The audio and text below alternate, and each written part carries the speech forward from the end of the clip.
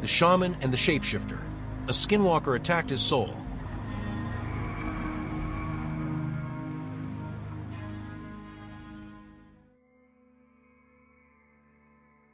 The fire at the center of the ceremonial hut had burned low over the course of the night.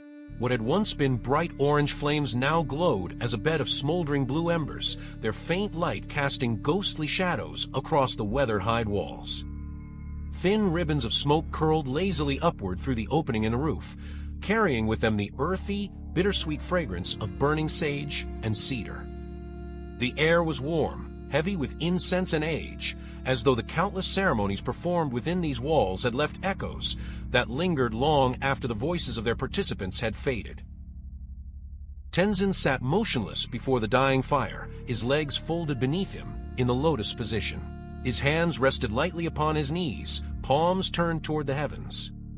His breathing was so slow and controlled that it was almost imperceptible, each inhale measured, each exhale a quiet surrender of the physical world. His eyelids remained tightly shut, yet behind them his awareness had already drifted far beyond the boundaries of flesh and bone. His body remained in the hut, his spirit did not. The world beyond mortal sight unfolded around him in silence. A vast wilderness stretched endlessly in every direction, neither entirely real nor completely imagined. The ground shimmered beneath his feet like polished moonstone, while silver mist drifted between towering pines whose trunks glowed with an ethereal inner light. Their branches reached impossibly high into a sky filled not with stars, but with slow-moving ribbons of emerald and sapphire that danced like living auroras. Every sound carried impossible clarity, the whisper of wind through spectral needles, the distant rush of unseen rivers, the heartbeat of the world itself. Tenzin's spirit manifested not as flesh, but as a radiant silhouette woven from threads of golden light. Each step he took left rippling circles across the mist-covered earth before fading into nothingness. He had walked these sacred pathways many times before during vision quests. This realm belonged to the ancestors, a place where time flowed differently, and the veil between life and spirit was impossibly thin. Tonight he sought guidance. For generations beyond counting, the great ancestral wolf had served as guardian, teacher, and protector of his people. Whenever the tribe stood at the edge of uncertainty, it was the wolf who revealed hidden truths. Tenzin slowed his pace and closed his spiritual eyes. Wisdom Keeper, I ask you to guide me once more. For several long moments, there was only stillness. Then it came. A deep, mournful howl echoed across the endless forest. The sound resonated not in his ears, but within his soul itself, vibrating through every strand of his spiritual essence. Ancient, powerful, familiar. A small smile touched Tenzin's face. He knew that voice. Without hesitation, he followed it, weaving between luminous trees as the silver fog thickened around him. The howl sounded again, closer now, drawing him onward like an invisible thread. The forest gradually opened into a wide clearing, bathed in pale moonlight that seemed to shine from nowhere and everywhere at once. There, standing upon a smooth stone overlooking the clearing, was the wolf. It was magnificent. Its snow-white coat shimmered like freshly fallen snow beneath starlight, every strand of fur glowing softly with celestial radiance. It stood larger than any earthly wolf, its powerful frame both graceful and imposing. Golden eyes regarded Tenzin with immeasurable patience, carrying the weight of centuries of accumulated wisdom. Around its paws danced tiny motes of blue spirit fire that left no scorch upon the earth. An overwhelming sense of peace settled over Tenzin. He lowered himself onto one knee, bowing his head deeply. O great guardian. The wolf inclined its head in return. You have traveled far, Shaman. Its voice did not pass through the air. It bloomed directly within Tenzin's thoughts, resonating with calm authority like the echo of distant thunder. You seek answers that cannot be found among the living. It is as you say. The path before your people grows uncertain. Darkness gathers beyond mortal sight. Tenzin remained silent. The wolf stepped gracefully from the stone. The truth you seek lies beyond the frozen river. Come with me. Without another word, it turned and began walking toward the edge of the clearing. Tenzin rose immediately and followed.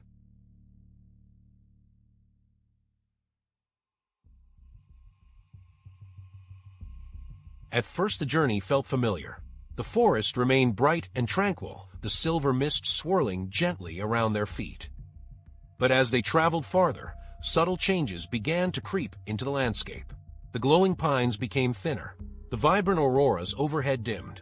The comforting scent of pine and rain slowly gave way to something sour, something rotten. Tenzin frowned. The further they walked, the heavier the air became. Every breath felt thick and difficult, as though invisible hands pressed against his chest. The brilliant silver mist gradually darkened into dull gray clouds of drifting ash. The trees changed. Their bark blackened, branches twisted unnaturally. Leaves shriveled and fell away until skeletal limbs clawed toward a sky that had become bruised purple. The temperature plummeted. Silence settled over the valley. Not natural silence, dead silence. No wind, no birds, no heartbeat, only emptiness. Wolf spirit, this is not the path of the ancestors. His voice echoed strangely. The creature ahead froze. For several agonizing seconds, nothing happened. Then, slowly, it turned. The golden eyes were gone. They had become empty pits of absolute blackness. A smile spread across the wolf's muzzle, far too wide. Bones cracked. The sound exploded through the ravine like dry branches snapping beneath enormous weight. Its neck twisted. Its shoulders lurched violently. The elegant frame convulsed as joints bent in impossible directions. Its spine burst outward beneath the skin before sinking back into place with wet, grinding pops. Legs lengthened grotesquely, muscles knotting beneath flesh that rippled like boiling tar. Chunks of pristine white fur peeled away in clumps, drifting to the ground like dying snowflakes before dissolving into black ash. Beneath them emerged slick, leathery skin the color of polished obsidian. Its snout split open. Rows upon rows of needle-like teeth unfolded from within its mouth. The eyes, those terrible eyes, the warm gold bled away until only two endless voids remained, deeper than night itself. The air filled with the stench of decay, rotting flesh, burned blood, death. Tenzin stumbled backward. No. Where is our guardian wolf? What has become of him? The beast let out a low, guttural sound that might have passed as an evil laugh. It did not answer. The thing before him was no ancestral guardian.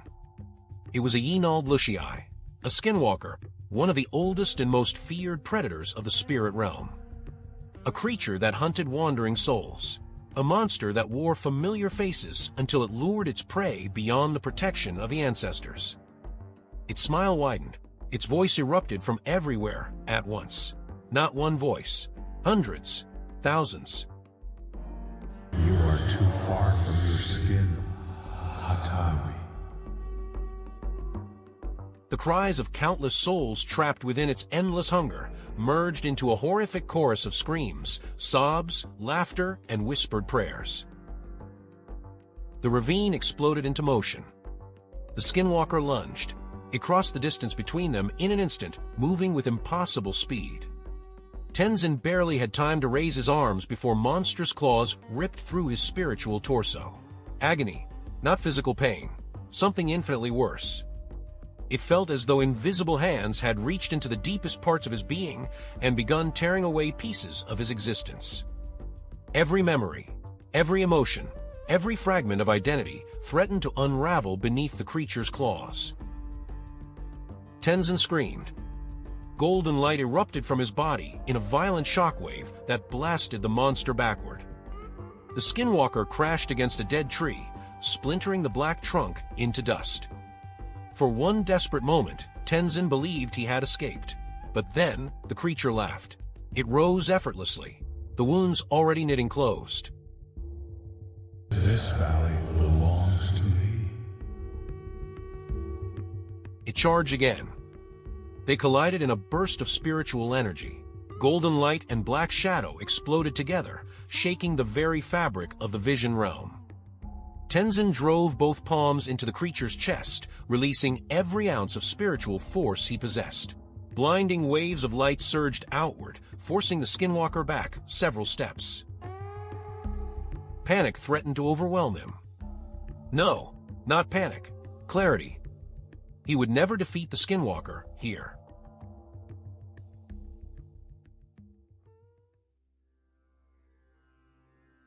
This had never been a battle he was meant to win. It was a trap. He had to escape. Ignoring the beast clawing at his spirit, Tenzin withdrew inward, shutting out the screams, the pain, and the darkness surrounding him. He reached for something infinitely farther away. His body. He imagined the slow rhythm of his mortal heartbeat. Thump, thump, thump. He pictured the small ceremonial hut, the dying blue embers, the scent of sage drifting through the smoke, the rough, cold earth beneath crossed legs that had never moved. He anchored himself to every sensation. The Skinwalker roared as it sensed what he was doing. No, you shall not leave. Its claws dug deeper. Darkness flooded his vision. His connection to the physical world felt impossibly distant, like trying to grasp a single thread stretched across eternity. Tenzin focused every remaining fragment of his will upon that thread. Pull, by all the power that is in me. Pull. The command echoed through every layer of his existence. Reality shattered. The spirit world fractured into countless glittering shards like a mirror struck by a hammer. The ravine dissolved. The monster screamed. Light consumed everything. Tenzin's eyes flew open. He inhaled violently, sucking air into lungs that felt as though they had forgotten how to breathe. His body lurched forward. He collapsed onto the dirt floor of the ceremonial hut, coughing uncontrollably as every muscle convulsed. His vision swam violently while his heart hammered against his ribs with frantic intensity. Then he vomited. A thick stream of black, oily fluid splattered across the earth before evaporating into foul-smelling smoke. His entire body trembled as his soul slammed back into its rightful place with excruciating force. Every nerve screamed in protest. His bones ached. His skin burned as though he had been dragged through fire. For several long moments, he could do nothing except gasp for breath. The scent of sage still filled the hut. The embers still glowed blue. He was alive. Shaking, Tenzin pressed trembling hands against his chest, almost afraid of what he might find. His flesh was whole. No claws had pierced his skin. No wounds bled. Relief flooded through him. Then he looked down. Across his bare chest, 3 long crimson marks slowly emerged beneath the skin, as though invisible claws had only moments ago carved deep furrows through his flesh. The bruises darkened before his eyes, stretching from shoulder to waist. Phantom wounds, proof that what happened in the spirit world had not been merely a vision. The Skinwalker had touched his soul, and somehow it now knew his scent. From that day onward, all the tribe's medicine men and shamans were instructed to ensure that they were clad in spirit armor and carried their ceremonial blade with them whenever they embarked on vision quests. No one ever dared to return to that glade in the spirit realm to discover the fate of their beloved Maitsonilchai, but the wolf was never encountered again. The tribe mourned his passing and carved an effigy of him out of pine wood with yellow stones for his glowing eyes in his honor. Soon after that, a new guardian spirit was appointed to them. This time it was in the form of a great grizzly bear.